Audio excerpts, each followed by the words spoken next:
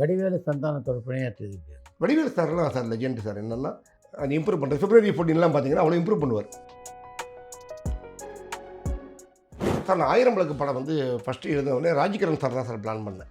ராஜ்கிரனும் யாரும் சும்மா படத்தை பொறுத்த வரைக்கும் என்னென்னா கதை ரொம்ப அற்புதமான கதை. சில சூழ்நிலைகளில் அந்த படத்துலையும் இந்த கதையை நான் ஏற்கனவே சந்தான சாருக்கு பண்ணுறதா பிளான் வச்சுருந்தேன். அப்போ ஜீவா சார்கிட்ட மீட் பண்ணோம்.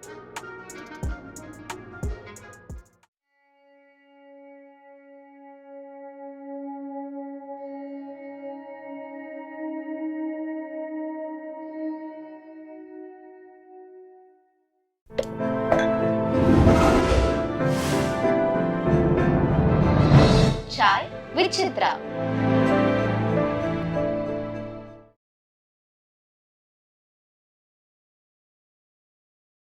வடிவேலு சந்தானத்தோட பணியாற்றியது எப்படி? சார் என்னென்னா வடிவேலு சார் எனக்கு முதல்ல ரொம்ப பழக்கம் சார். அதில் ஒர்க் பண்ணும்போதே அசிஸ்டன்ட் டேரக்டராகவே பழக்கம். அதனால தான் நான் கேட்டேன் அவர் வந்து பண்ணார். அப்போ என்னென்னா எனக்கு முதல்வனில் வந்து எனக்கு மறக்க முடியாத character Manivannan sir. Manivannan sir என்கிட்ட வந்தோடனே கட்டி பிடிச்சி ரொம்ப ஹெல்ப் பண்ணுவார் சார். ஏன்னா என் கோச்மேனுங்கிற என் பேரை கேட்ட உடனே ரொம்ப இதாகிடுவார். ஏன்னா இது கம்யூனிஸ்ட் பேர். அவர் கம்யூனிஸ்ட் அதனால் சொல்லுவார், உன் பேர் உங்கள் அப்பா எப்படி வச்சுருக்காரு, உங்கள் அப்பாவை நான் பார்க்கணுப்பான்னு சொல்லுவார். அவ்வளோ அப்பா அம்மாலாம் ரொம்ப மரியாதையாவார் சார். அவர் எனக்கு கோச்மேனை பற்றிய தகவல் தான் சொல்லுவார். வடிவேல் சார் இது ஆச்சரியமாகவே ரியாக்ஷன் கொடுத்து பார்த்துட்டு இருக்கு, என்ன பேசிக்கிறாங்கன்னு சொல்லி பார்ப்பா சார். ரொம்ப காமெடியாக இருக்கும். என் பேரே சரியாக சொல்ல மாட்டார் வடிவேல் சார்.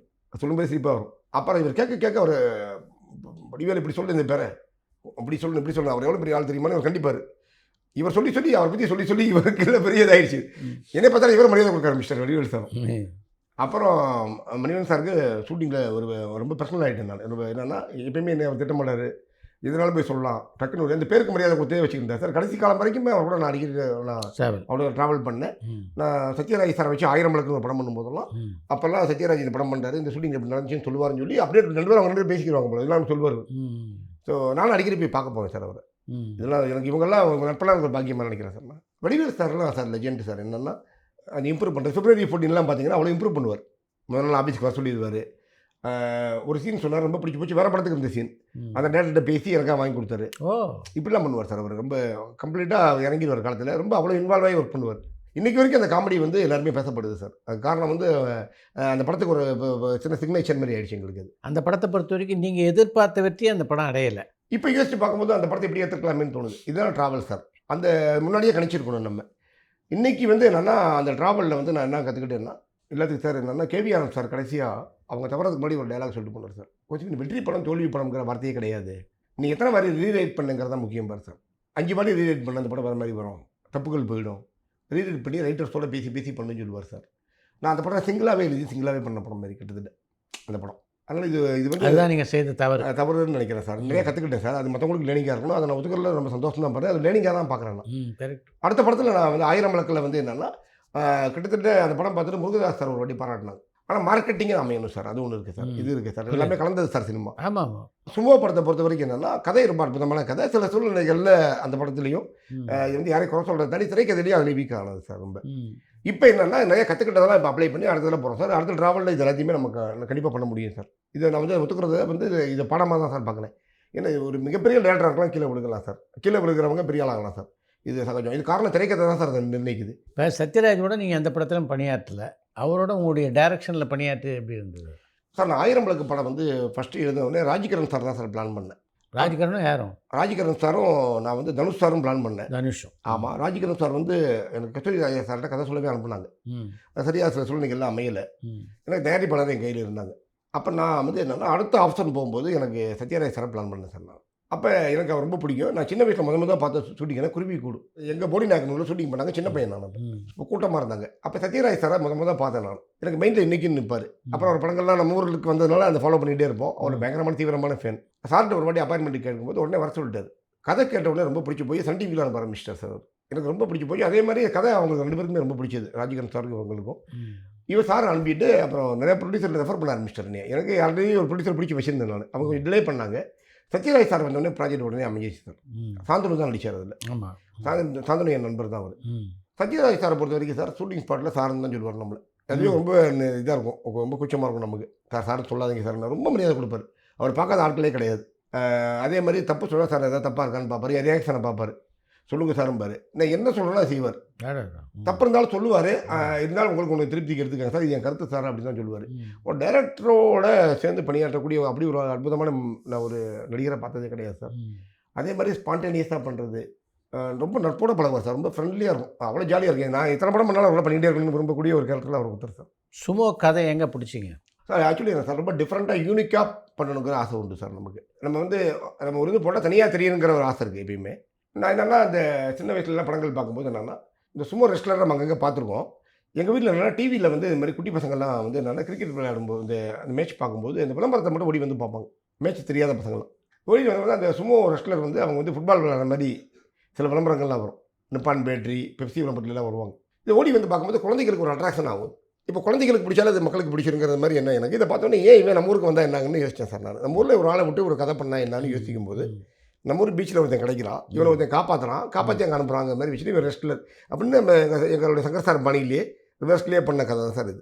ஆனால் நான் எழுதின கதை ஒன்று அது திரைப்படத்துக்கு வந்த படமாக வந்தது மாறி போச்சு சார் கொஞ்சம். அதுக்கு யாரையும் குறை சொல்கிறத தாண்டி சில சூழ்நிலைகள் அப்படி அமைஞ்சது. அப்படி வந்திருக்கலாமோன்னு தோணுது இன்றைக்கி.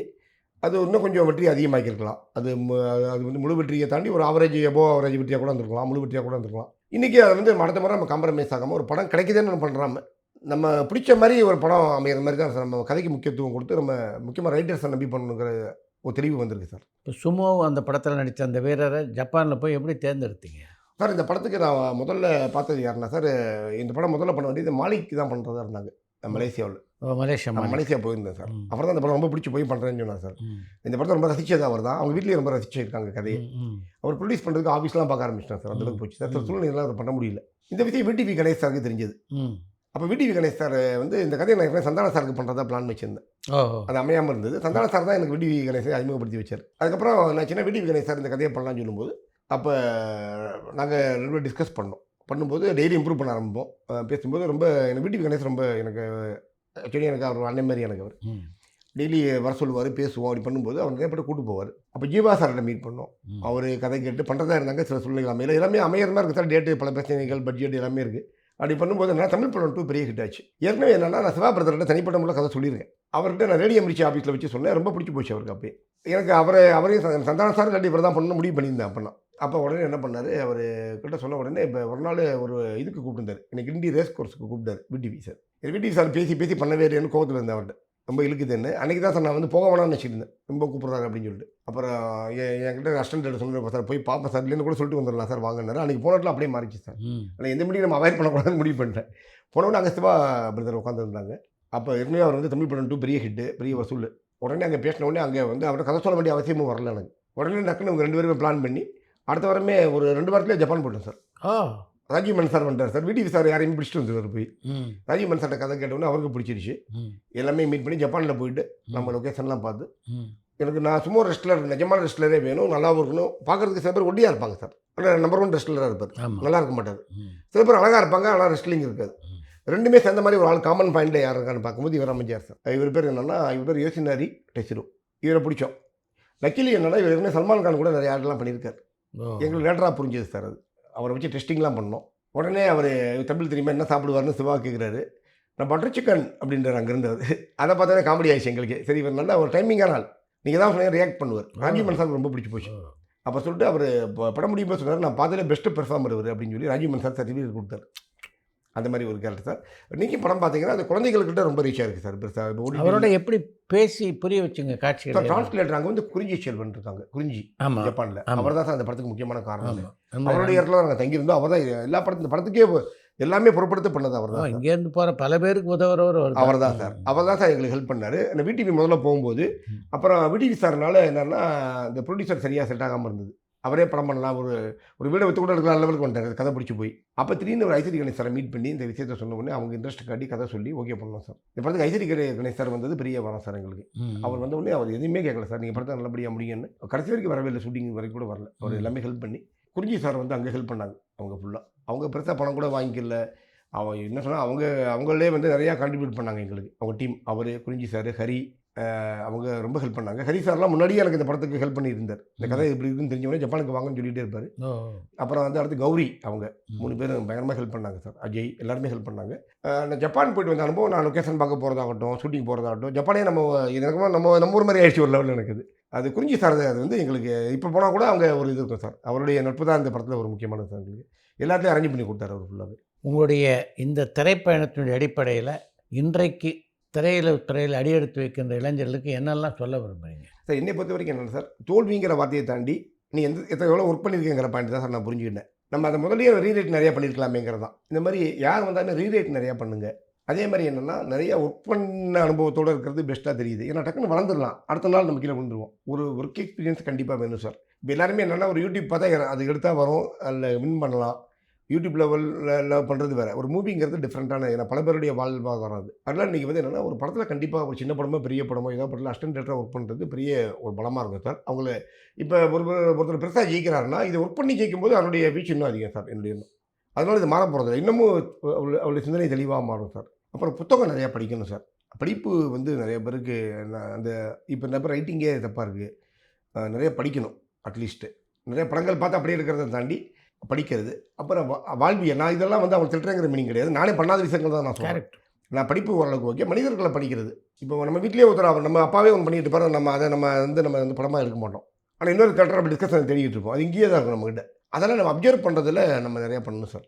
இப்போ நம்ம வாழ்க்கையிலேருந்தே எடுக்கணும் சார் இந்த மாதிரி விஷயங்கள். அதே மாதிரி சார் நான் சொல்ல வர்றது என்னென்னா, நீங்கள் ஃப்ளைட்டில் போகிறீங்க, எங்கேயா போனீங்கன்னா நிறைய பேர் பார்த்துருக்கேன் சார். நான் சரியாக பேசவே மாட்டாங்க, பக்கத்தில் நாட்டோட ஹாய் கூட சொல்ல மாட்டாங்க, சிரிக்க கூட மாட்டாங்க. நீங்கள் சிரிச்சிருங்க, உங்களுக்கு பெரிய ப்ரொடியூசரே கிடைக்கும். நான் எனக்கு அடிக்கடி இப்போ நான் ஒரு வேலை பார்க்க நினைக்கிறேன். யாராவது இருந்தால் டக்குன்னு பேசும்போது ஒரு பெரிய வாய்ப்பே தருது சார். அது கரெக்ட்.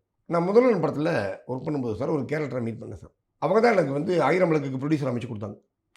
எனக்கு பழக்கமே கிடையாது. அவங்க ஒரு நாள் அவர்கிட்ட நல்லா பழகிருந்தேன், ஒரு செகண்ட் தான் சார். அந்த ஒரு செகண்ட் எவ்வளோ நல்ல மரியாதை, அந்த செகண்ட் எனக்கு மிகப்பெரிய படம் வாங்கி கொடுத்துச்சு, பெரிய சம்பளமும் வாங்கி கொடுத்துச்சு. நான் சொல்கிறது 1000 விளக்கு ப்ரொடியூசர் அமைச்சு, அவங்க பேர் ஹோத்தூர் முகமது இக்பால். அதை அமைச்சு கொடுத்தவங்க மணிங்கிறவங்க என் நண்பர் சார், ரொம்ப மிகப்பெரிய அளவர். அவர் மணி சார் வந்து முதல்ல நடித்தார், அவர் மூலமாக இந்த படம் அமைஞ்சது எனக்கு. இது வரைக்கும் அவர் வந்து என்னென்னா எனக்கு படம் வாங்கி கொடு அப்படிலாம் கேட்கல. என் மேலே மரியாதை ஏற்பட்டு அவர் அமைச்சு கொடுத்தாரு. அவருடைய பெரிய தொழிலதிபர் அவர் பெல்லாரியில் பெரிய அயன்மூர்லாம் வச்சுருக்காங்க. அவங்க தான் எனக்கு முதல்வன் சரி எனக்கு வந்து இந்த படத்தில் முதல்வன் கிடைச்ச கான்ட்ராக்ட் மூலமாக அமைஞ்சது. அவங்க வந்து நாட் ப்ரொடியூசர், அவங்க தொழிலதிபர். எனக்காக ஒரு படம் பண்ணாங்க. ஸோ என்னை பொறுத்த வரைக்கும் என்னென்னா, நீங்கள் ப்ரொடியூசர் இப்போ டிப்பிக்கல் ப்ரொடியூசர்கிட்ட போகிறது ஒரு அப்ரோச் சார். நிறைய பேர்கிட்ட வந்து நிறைய இன்வெஸ்டர்ஸ் நிறையா இருக்காங்க இண்டஸ்ட்ரியில். நிறைய பேர் கணக்கு தெரியும் சினிமா ஆர்வத்தில் இருக்காங்க. என்னை பொறுத்த வரைக்கும் பெரிய படம் பண்ணி தான் ஜெயிக்கணுங்கிற அவசியம் கிடையாது சார். சின்ன படம் பண்ணி கூட பண்ணலாம். ஏன்னா இப்போ சிறைங்கிற படம் வந்து சின்ன பட்ஜெட்டில் பண்ணி பெரிய லெவலில் போகுது. அவங்க தான் ஹீரோக்கள் தேடுறாங்க. இப்போ பார்த்தீங்கன்னா கோலி சோடா படம் வந்தப்போ மகேஷ் பாபு வந்து விஜய் மில்டன் சாரை தேர்ந்தாருன்னு கேள்விப்பட்டேன். நம்ம எடுத்தோடனே ஹீரோக்கள் கிடைக்கும் போது என்னன்னா நிறையா நம்ம வந்து ப்ரெஷரை அதிகமாகிடுவோம் சார். அதனால் நல்ல ஒரு படங்கள் கொடுக்குறது. அதனால் என்னென்னா கண்டென்ட் தான் சார் முக்கியங்கிறது நான் உடனே சார். நானே தப்புகள் பண்ணியிருக்கேன். அந்த மாதிரி கதைகள்லாம் பண்ணி வச்சுக்கிறது தப்பு கிடையாது. ஒரு படம் பண்ணிட்டு அடுத்த படம் இமீடியட்டாக போய்க்கலாம். அதனால் நீங்கள் வந்து என்னென்னா ரீரேட் பண்ணுங்கள், புக்கு படிங்க, ஓப்பனாக இருங்க. அதே மாதிரி பொருளாதார ரீதியாக நிறைய அஸ்டன்ட் கஷ்டப்படுறாங்க சார். இன்றைக்கி ஏஐ காலத்தில் நிறைய பிஸ்னஸ் பண்ணலாம் சார். சில பேர் சொல்லுவாங்க நான் வாழ்ந்தா இப்படி தான், எனக்கு அப்படியே எனக்கு சினிமாலேயே தான் இருப்பேன் அப்படின்னா போராடுற மாதிரி இருக்குது சார். இப்போ இதனுடைய சினிமாவோட வெர்சன் வெவ்வேறு வடிவத்தில் ஸ்டோரி டெல்லிங் வெர்சன் வருது. நீ யூடியூப் நடந்து வேறு மாதிரி ஆனால் இதை விட நீ இன்னொரு நாளாக கூட ஆகலாம். அதே மாதிரி நீங்கள் சினிமாவோட வடிவம் மாறுது. ஏஐ ஃபிலிம் டெக்னாலஜி வந்துருச்சு, நீ கற்றுக்குங்க சார். என்கிட்ட ஒரு படம் என்னென்ன சார், இப்போ நான் வந்து ஃப்ரீயாக இருந்தேன், என்ன பண்ணுவேன்னா நான் பணம் கட்டி நிறைய கோர்ஸ் படிப்பேன் சார். அமெரிக்காவில் நிறைய கோர்ஸ் படிச்சுட்டு இருக்கேன். ஆமாம், யாருக்குமே தெரியாது. இப்போ நான் ஒரு ஆப் கம்பெனி ரன் பண்ணுறேன் சார். அருமை. ஏஐ டெக்னாலஜியில் எக்ஸ்ட்ரீமான லெவல்லாம் போயிட்டேன் சார். அருமை. நான் நிறைய கம்பெனி ரன் பண்ணி அதுக்கான ப்ரூவ் பண்ணிகிட்டு இருக்கேன் நான். சூப்பர். என்னென்னா இது சினிமா இல்லாட்டி கூட அதை நான் கற்றுக்கிட்டு வந்து திருப்பி சினிமா கொடுக்கும்போது அப்படியே லெவல் வேறு சார். ஒரு 5 மாதங்களாக இப்போ டெக்னாலஜியில் ஏஐயில் ரொம்ப வளர்ச்சி அடைஞ்சதுனால இன்றைக்கி சும்மா படம் எடுத்தால் என் பார்வை வேறு சார். அது ரொம்ப நம்பிக்கை 1000 மடங்கு அதிகமாக கொடுத்துருக்கு சார். முந்தைய சினிமாவில் வந்து ஒருத்தர் முன்னேறாமல் இருந்தால் தோல்வி இறங்கியாருன்னா 1000 காரணம் சொல்லலாம் சார், பாவம் அப்படின்னு சொல்லி. இன்றைக்கி காரணம் சொல்ல முடியாத அளவுக்கு டெக்னாலஜி வந்துருச்சு சார். நம்மளே சரி பண்ணிட முடியும் சார், செக் பண்ணிக்கலாம் சார் உடனே. நம்ம வந்து நம்ம வெற்றியை பிரிவியை பார்க்கலாம் சார். சூப்பர். நம்மளே ஒரு படம் எத்தனை நாள் ஓடுன்னு கூட கணிக்கிற அளவுக்கு ஏஐ கொண்டு வந்துட்டாங்க சார். என்ன டைலாக் போடலாங்கிறது நீங்கள் போட்டது தப்பாக ரைட்டான்னு சொல்ல வைக்கிது சார். இதெல்லாம் நான் கற்றுக்கிட்டேன் சார். இப்போ இது வந்து இது எல்லாருமே அப்ளை பண்ண முடியும் சார். இது வந்து என்னென்னா ஒரு ஜனநாயகமாக ஏஐ எல்லாருக்குமே வந்து சமநீதியாக கொடுத்துருக்கு எல்லாருக்குமே.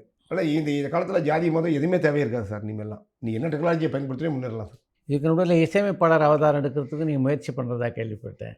ஆமாங்க சார். ஏன்னா சார் இது வந்து நான் எதிர்பார்க்காத விஷயம் சார். என்னென்னா நான் நிறைய பாடல்கள் கேட்குறது உண்டு. ரகுமான் சார் பாட்டுலாம் நம்ம கேட்குறோம். எல்லாத்துக்கும் ராஜா சார்லாம் எங்கள் ஊர் பண்ண போகிறோம். நாங்கள்லாம் கம்பம் ஏரியா. இல்லை இவங்களுடைய இது உள்ள எம்எஸ்வி எல்லாமே ஏறி இருக்குது சார் உள்ளே. ஆனால் இந்த காலத்தில் என்னென்னா நான் நிறையா ஒரு ஒரு கேள்வி ஞானத்தில் இசை கம்ப்ளீட்டாக தெரியாது சார். ராகம்லாம் அதெல்லாம் தெரியாது. ஒரு ஐடியா இருக்குது சார். இந்த மாதிரி பண்ணலாம் இப்படி இருக்குன்னு சொல்லி விளையாட்டுத்தனமாக போட்டு தூக்கி போடுவேன் சார். நிறைய செலவு பண்ணுவேன். நிறைய பேர் ரிஜெக்ட்லாம் ஆகிருக்கு. நிறைய வாட்டி தூக்கி போட்டுருவேன். இதில் கற்றுக்கிட்ட பாடத்தை வச்சு நான் நம்ம ஏன் இதை நல்லா பண்ணக்கூடாதுங்கிற இடத்துல சில விஷயங்கள உதவியோட ஏஐ மாதிரிலாம் பண்ணுறாங்க எனக்குலாம். அப்படி பண்ணால் காப்பிரைட் பிரச்சனைகள் வரும். ஒரே மாதிரியும் இருக்கும். இப்போ நம்மளே ட்யூன் பண்ணி என்ன மாதிரி பண்ணலாம்னு சொல்லி பாக்யராஜ் சார்லாம் பண்ணுவாங்க சார். அந்த மாதிரி ஒரு மெத்தடில் இன்றைக்கி இன்னும் கொஞ்சம் அப்டேட்டடாக என்னென்ன பண்ணலாம்னு சொல்லி நான் கீபோர்டு எல்லாமே எனக்கு வாசிக்கிறவங்க எல்லாமே பழக்கம் சார். எல்லா டீமில் இருக்கக்கூடிய அசிஸ்டன்ட் எல்லாம் இருப்பாங்க இல்லையா, அவங்களாம் எனக்கு பழக்கம். அவங்கள வச்சு நிறைய பாட்டெலாம் உருவாக்கி என்ன பண்ணேன்னா, ஒரு வாட்டி என்னென்னா சார் கேட்டால் காமெடியாக இருக்கும். யோகி பாபு ஒரு வாட்டி பேசியிருந்தேன் சார் ஃபோனில் என்கிட்ட. அடிக்கடி சொல்லுவார், சும்மா படம் ரொம்ப தாமதமாக வந்தது சார், நீங்கள் திருத்தணியில் போய் அங்கே தங்கிட்டு வாங்க அப்படின்பா சார். எனக்கு கடவுள் நம்பிக்கை ஓரளவுக்கு தான் இருக்குது. திருத்தணியில் போய் அங்கேயே நீங்கள் தங்கிட்டு வரணும், மலையிலேயே ஒரு நாள் நைட்டு ஃபுல்லாக தங்குங்கன்னு சொல்லுவார். அடிக்கடி எனக்கு சொல்லுவார். அவர் படம் ரிலீஸ் ஆயிரும் பாருங்கன்னு சொல்லுவார். நான் தங்கினதே கிடையாது. ஒரு நாள் என் அசிஸ்டன்ட் டேரக்டர் கூப்பிட்டு அங்கே போய் தங்கிட்டேன் சார். திருத்தணியில் போயிட்டு வரேன் சார். அடுத்த நாள் ஒரு நல்ல அமௌண்ட் வந்தது சார் எனக்கு. அந்த அமௌண்ட்டில் வச்சு நம்ம பாட்டு உருவாக்கிறேன். ஃபுல்லாக ரெக்கார்ட் பண்ணிட்டு வீட்டில் கூட கொடுக்கல. அந்த ஒரு நிறையா பாட்டு உருவாக்கினேன் சார். ஒரு 5-6 பாட்டு உருவாக்கினேன் சார். அந்த பாட்டை என்ன பண்ணேன்னா, பால இசைக்கிவேல் சாருக்கும் லிங்குசாமி சாருக்கும் அனுப்புனேன். பால இசைக்கிவேல் சார் ரொம்ப நெகிழ்ச்சி ஆகிட்டார். எங்கள் அம்மாவுக்கு ஃபோன் பண்ணி பையனை பாதுகாத்து வச்சுக்கோங்க, இவன் டைரக்ஷன் பண்ணுறத விட மியூசிக் பண்ண சொல்லுங்கள் அப்படின்றார். அவ்வளோ பிடிச்சி போச்சு அவர். ரொம்ப பாராட்டிட்டார். லிங்குசாமி சார் கேட்டுட்டு இது ரொம்ப பெரிய ஆளுங்களெலாம் கம்பேர் பண்ண ஆரம்பிச்சிட்டார். நான் எதிர்பார்க்கவே இல்லை. எனக்கு அதிர்ச்சியாக இருந்தது இது ரொம்ப. அப்போ ரெக்கார்டிங் நிறையா பண்ணேன். நிறையா கார்ப்பரேட் கம்பெனிஸ், டாப் கம்பெனிஸ்க்கெலாம் இப்போ ரீசெண்டாக ஆட்லாம் பண்ணேன் சார். ஜிங்கிள் கொடுத்தேன், அவங்க மிரண்டாங்க. அப்புறம் ஆல்பம்லாம் கொஞ்சம் பண்ணேன் சார்.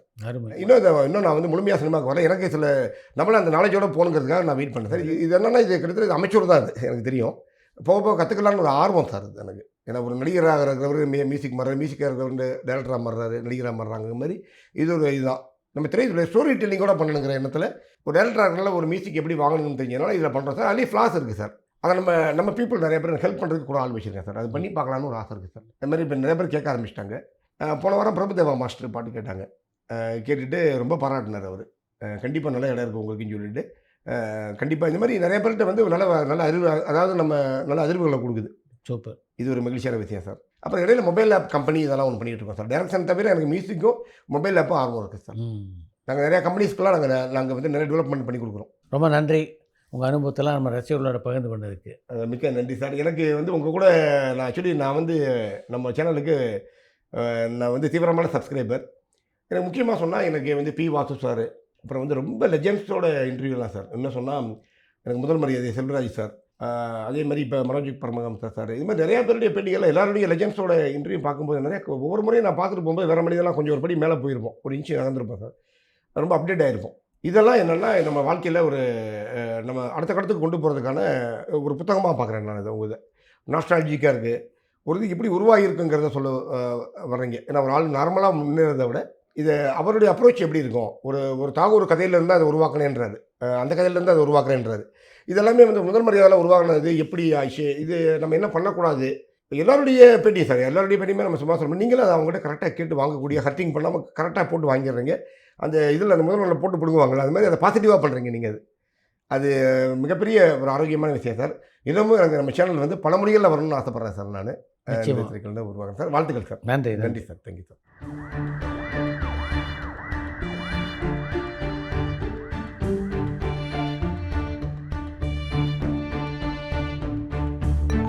பரபரப்பான சினிமா செய்திகள், நட்சத்திரங்களின் பேட்டிகள், சினிமா வரலாறு ஆகியவற்றை பார்க்கவும் படிக்கவும் உங்களுக்கான இணையதளம் touringtalkies.co.